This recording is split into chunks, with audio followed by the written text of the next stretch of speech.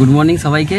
তো প্ল্যান্টে চলে এসেছি। আজকে খুব হাসি, কেননা আজকে প্রায় 8 দিন বাদে বাড়ি যাবো, আজকে 9 দিন।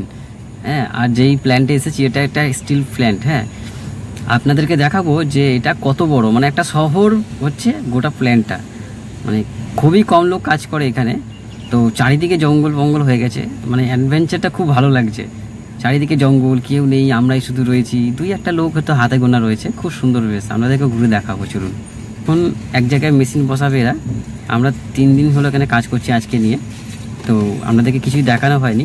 তো পিছনের ডিগিতে এখন মেশিনটা উঠবে, সেই মেশিনটা অন্য একটা বিল্ডিংয়ে শিফট করা হবে।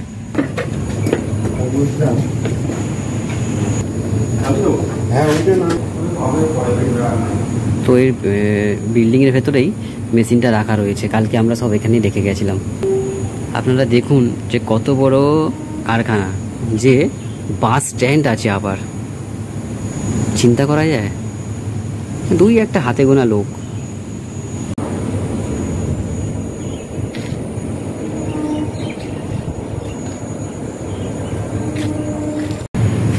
এই মেশিনগুলো হচ্ছে পার্ট জোড়া, ওইটার সঙ্গে এই পার্টটা জুড়বে। আর বড় মেশিনটা ওরা আনতে গেছে, সব থেকে বড় মেশিন।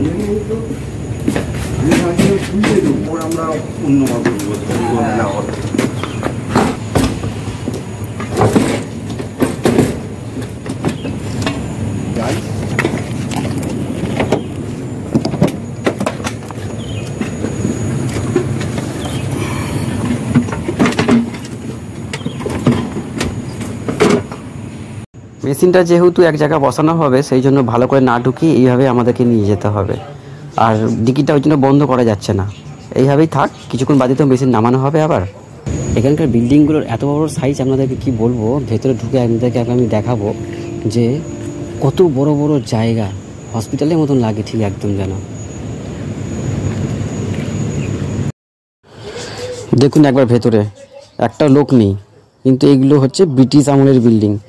মানে একদম ভেতরে ঠান্ডা, বাইরেটা গরম। 15 ইঞ্চি 20 ইঞ্চি গাঁথনি বিল্ডিংয়ের। চিন্তা করতে পারছেন যে কারখানাটা কত বড়, যে পুরো বি গার্ডেনের মতন দেখতে লাগছে একদম। চারিদিকে গাছপালা। এই মেশিনগুলো এই বিল্ডিংয়েতে বসবে। খুব ভারী মেশিনগুলো।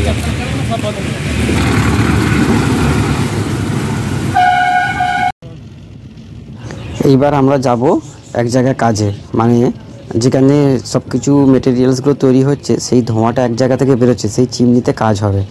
আর দেখুন যে চারিদিকে কত জঙ্গল ঘন, মানে চারিদিকে কোনো লোকজন নেই।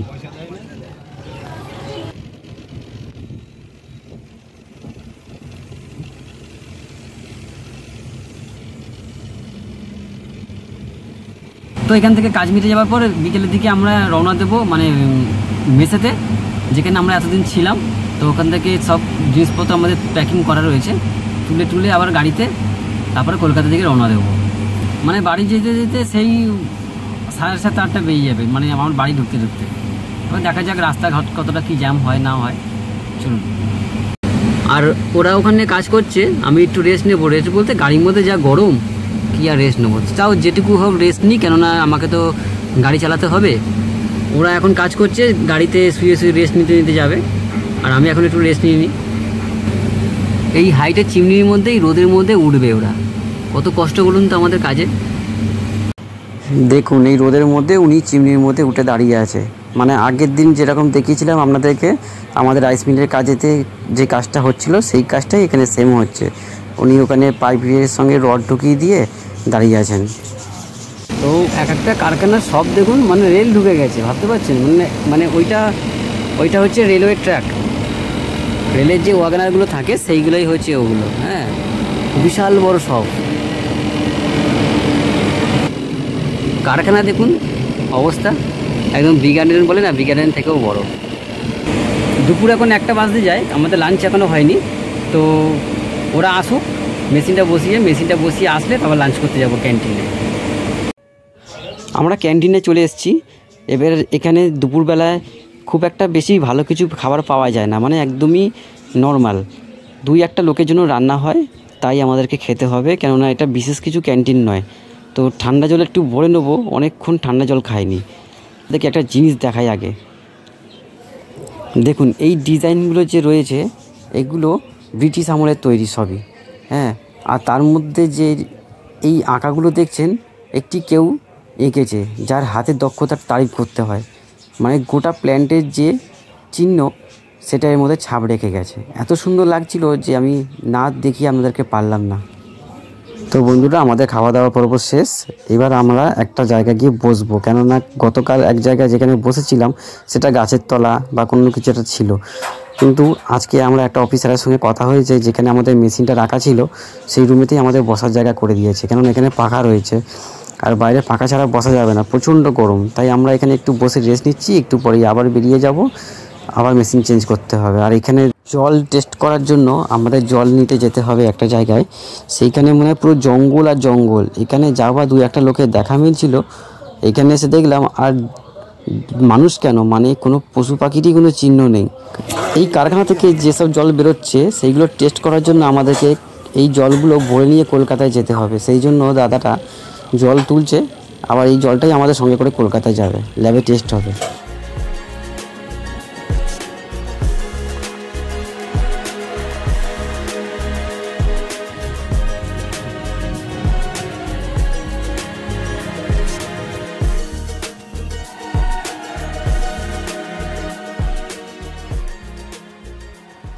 আপনাদেরকে আসার সময় সেই জঙ্গলটা দেখাচ্ছিলাম, মানে এই জঙ্গলের মধ্যেও এরকম একটা জলের প্ল্যান্ট আছে। মানে এখানকার স্টিল প্ল্যান্টেরই কী জানি জল টল কিছু একটা রিফ্রেশ হয়, এখানেও মানে মানুষ বসবাস করে। দেখে অবাক হয়ে গেলাম। এর আগেরবারও আমি এসেছিলাম, মানে অনেক হনুমান টনুমান ছিল, কিন্তু এখন দেখতে পাচ্ছি না। একটা জিনিস আপনাদেরকে দেখায়, দেখুন জাম পড়ে নষ্ট হচ্ছে, এখানে কেউ খাবার নেই, আর হনুমানের উপদ্রবে সব জামগুলো নষ্ট হয়ে যাচ্ছে, সব নষ্ট হয়ে গেছে।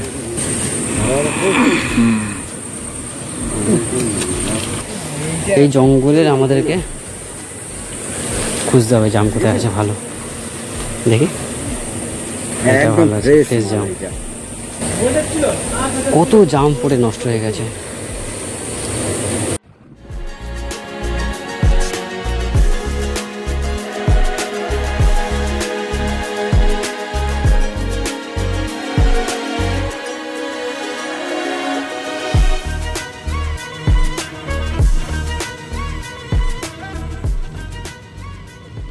আমাদের মেশিন সব তোলা হয়ে গেছে, তো আমরা এখন এখান থেকে রুমে যাব। পানা করে রুমেতে গিয়ে সেখান থেকে আমাদের জিনিসপত্রগুলো তুলে তারপরে কলকাতা থেকে ফিরবো। বন্ধুরা, আমরা রুমে চলে এসেছি, আর সকাল সকাল প্যাকিং করে নিয়েছিলাম, কেননা কখন না কখন আমরা রুমে ফিরবো, সেই জন্য। তো যা আছে আমরা সব গাড়িতে তুলে নেব, এরপর আমরা বেরিয়ে যাব কলকাতার দিকে। এখানে ভাতগুলো দেখলেন যে কত সুন্দর হচ্ছিল, তো ওই জন্য চাল নিয়ে নিয়েছি দোকান থেকে, আর 2 প্যাকেট বিস্কুট নিয়ে নিয়েছি। 1 প্যাকেট বিস্কুট দাদার আছে এই বিস্কুট। তো আমাদের প্যাকিং কমপ্লিট হয়ে গেছে, আপনাদেরকে দেখাবো গাড়িটা যে প্যাকিং কমপ্লিট করে কীরকম লাগছে। আর এখন বাজে 1:45, তো বাড়ি পৌঁছাতে 7টা বেজে যাবে। তো মাল আমাদের কতগুলা কমপ্লিট হয়ে গেছে, এর মধ্যে যতটা পারবো কিছু ঢুকিয়ে দেবো।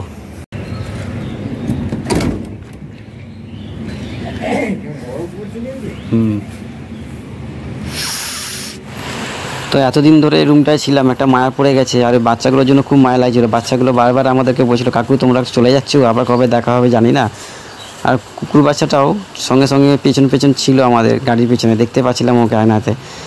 আর বাচ্চাগুলোর জন্য সত্যি খুব মায়া লাগছিল। একটু লজেন্স দিতে পারলাম না, কেননা ওদের লাঞ্চ টাইম হয়ে গেছে, তো ওদের কাউকেই পেলাম না। অনেকবার ডেকেছিলাম, আর কি করা যাবে, লজেন্সগুলো নিয়েই বাড়ি ফিরতে হচ্ছে আমাদেরকে।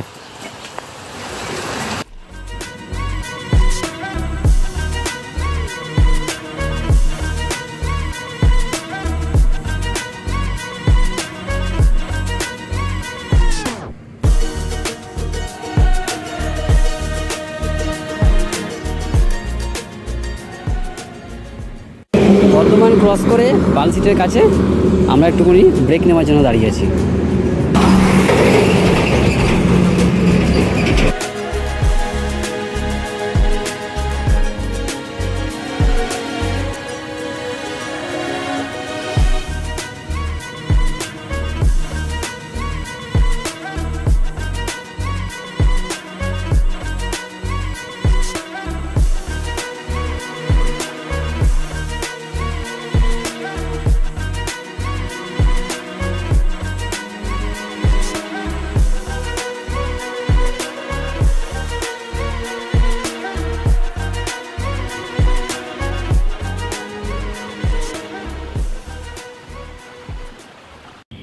এখন বাজে বিকেল 5টা।